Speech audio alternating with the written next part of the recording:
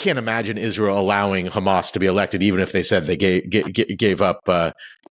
Because why? I mean, I don't think Israel can afford to believe them. Well, I'm not saying they would be elected. I'm just saying that you give Hamas members an ability to participate in elections, and it wouldn't even be as Hamas. Perhaps they would have to be part of a completely separate organization, and they would have to distance themselves from the kind of parent Hamas organization. These are all details that would have to be worked out among Palestinians themselves. But Hamas has been part of the broader Palestinian scene for a long time. And there were previous reconciliation agreements between Hamas and Fatah. So this is not something that is coming out of nowhere. This has been an ongoing discussion between Palestinian factions for many years now.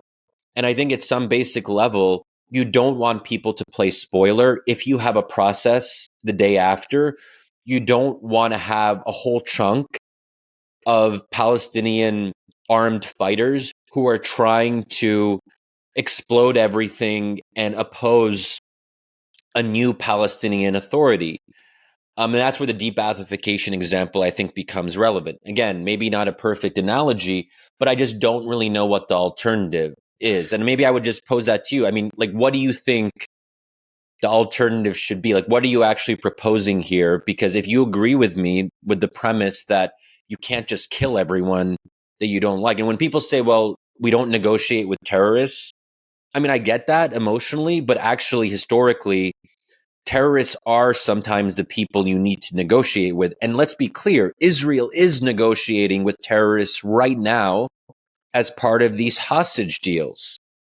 So even Israel accepts this. They do it through intermediaries. They do it indirectly, but they're still effectively negotiating with terrorists. The PLO, when Yasser Arafat was around, the Palestine Liberation Organization, that was a terrorist organization that was killing Israelis and Jews. But ultimately, the U.S. supported a process, starting with the Madrid process in the early 90s, going into the Oslo process, after the PLO made certain commitments and said that they will no longer resort to terrorism. That was a shift that happened over many years. Yeah. So sometimes terrorists are able to be constrained within a political process. You try. Sometimes it doesn't work. Yeah. And I'm not here to say I can't guarantee that this would work. I think I'm trying to. Yeah. I just think the distinction is, again, the PLO was Arab nationalist, whereas Hamas believes, at least, from their original charter, there's a religious mandate to do what they do. And so you don't think so? Is the argument here that religious groups, as opposed to secular ones, can actually change their beliefs over time? I mean, the argument is, if they actually believe that they have a mission to do this, and ordained by God, I think it's much harder to believe that you can incorporate them unless they are convinced that they have the wrong interpretation, which is possible and has happened. But I mean, I think it's a much more difficult. I mean, that's what made Al Qaeda, I think, such a threat. And what makes, to me, Iran a threat is that they believe they have a religious mandate to do what they're doing. When you believe you have a religious mandate, I do think it's a more dangerous and difficult threat. But I want to go to kind of continue on this from a quote from your Washington Post column. "Reducing Hamas terrorism to a problem of evil is a mistake" was the title of the column. And the piece, you cite a July poll from this year showing 60 to 75% of Palestinians in Gaza and the West Bank having a positive view of Islamic Jihad and Lion's Den, which you note are as radical or more radical than Hamas. And you go on to write that you have to understand people as complicated. And quote, you say, "But it would be also a mistake to dismiss Hamas's terrorism as mere evil. As the philosopher John Gray notes, a campaign of mass murder is never simply an expression of psychopathic aggression. To describe the things we can't comprehend as evil is a cop-out. It allows us to believe something is wrong with them, but not with us. And paradoxically, it exposes an unwillingness to take terrorists seriously, reducing them to crazy or irrational adversaries. They usually aren't." I guess my question would be, I actually think the opposite, that you describe them as rational and evil. I would say, can you not be both rational and evil? In Hamas's case, they have a charter. Isn't it to understand them is to understand they're rationally accepting their charter and following what they believe their charter tells them and what they're expressing in their charter to do, and that you can see that as both rational and evil. And I guess what I would say is that's why it's so important, and Israel sees it as dire to have to defeat them and destroy them, and maybe kill as many as you can, even if you can't destroy and dismantle all of it. Yeah. So the first thing on the polling that you mentioned, which is quite interesting and alarming, obviously, to see such large numbers supporting terrorist or militant groups. I think it's, and then part of the argument I make in that column is that if we want to understand why so many non-Hamas Palestinians, ordinary Palestinian civilians, say that they support armed struggle, violence, attacks against Israeli civilians, we have to actually, so we have two options. One is that there's something pre-programmed about Palestinians that makes them have this kind of bloodlust. That's one direction you can go in. And as I sort of alluded to earlier, I think it's a very dangerous direction to go in, because it means that basically all Palestinians or most Palestinians are fair game for targeting and so forth. The other way of looking at it, and this is what I argue for in the piece, is that there is a context to this conflict before October 7th. And if we start the clock just on October 7th, we actually end up being very much misled, because this has been going on for decades and it's complicated.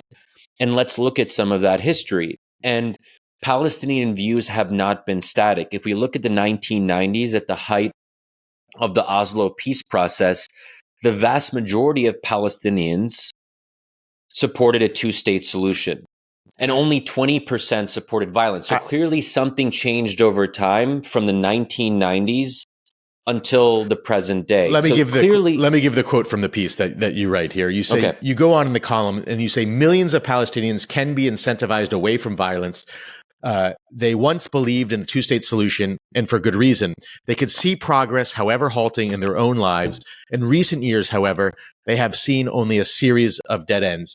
I'll let you just comment on that. I think you were commenting on there, but also to pose a question to you.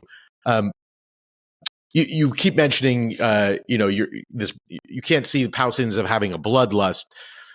I think the difference is, if you say they genetically have a bloodlust, that would be racist.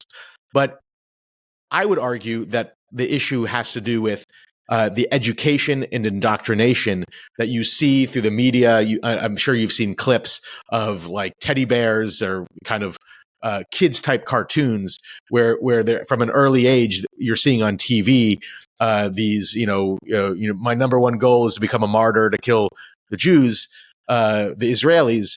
That does seem to be what I would pose as a solution, is to end the indoctrination that exists, particularly probably in Gaza, but has existed in the West Bank and Gaza for a long time. Tell me if I'm wrong there. Yeah. Well, we have to ask ourselves, why are people receptive to that indoctrination? And that's where the broader political context becomes relevant. That kind of indoctrination wasn't commonplace in the 1990s when there was a viable peace process, because when people have hope, they're less likely to consider violence because they have a nonviolent path. But the fact of the matter is that ever since Oslo and its decline, Palestinians have been stuck. They haven't had a peaceful path. They've actually, really, it's been somewhat the opposite, that the Netanyahu government has very consciously worked to thwart a Palestinian state. And this has been the 2019 Likud meeting that's been reported on a lot since October 7th, where Netanyahu basically tells his fellow party members that let's actually send support to Hamas. Let's make sure the money gets from Qatar to Hamas, because the more Hamas is strengthened, the more we can argue that a Palestinian state is not viable. You kind of raise Hamas so you can paint Palestinians as hopeless. There's no partner for peace.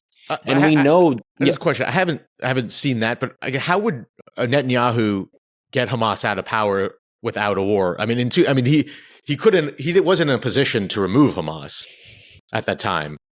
I mean, yeah, because this is where it took this great attack on October 17th, this horrible attack, for him to be maybe in a position to remove Hamas. Even if he wanted to on October 19th, there would be no international support for him doing that. Yeah. So, well, basically, I mean, the idea here is that you prevent any kind of reconciliation between Gaza and the West Bank. Israel did have what's sometimes called a policy of separation, where you try to isolate Gaza and the West Bank and prevent them from actually having any kind of united body. And that's been part of the idea behind the blockade of Gaza, which has been going on since 2017. The land, air, and sea blockade is to keep Gaza isolated from the West Bank.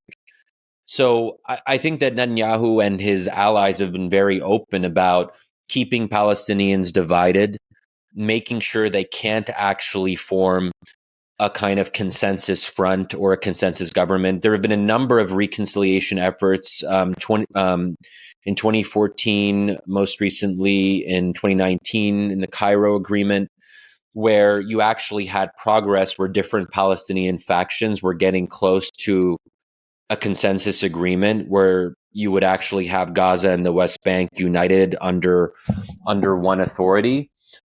Israel has undermined those efforts.